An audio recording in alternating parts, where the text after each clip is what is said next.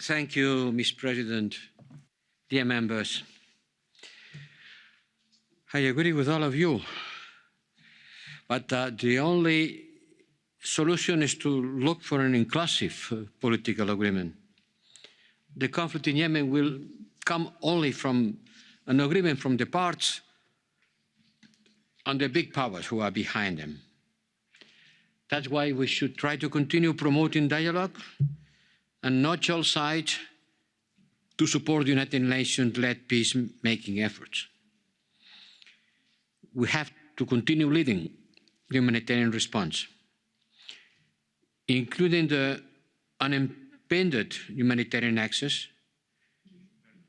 We are trying to use any opportunity that we can in order to increase other donors' engagement, as the multilateral humanitarian response is completely underfunded.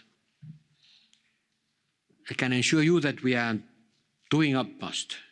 We have limited resources, but we are devoting all of them.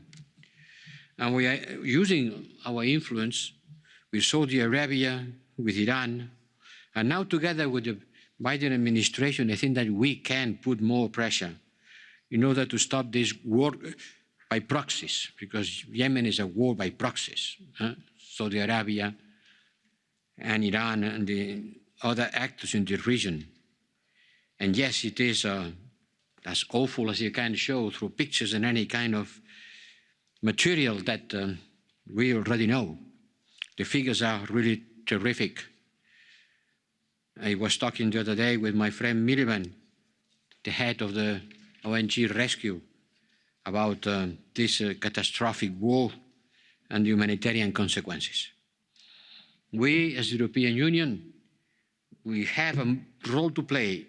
It's a modest one, because the only solution is to stop the flow of arms to both parts and to put a strong political pressure on the countries who are supporting this war, feeding with arms and resources.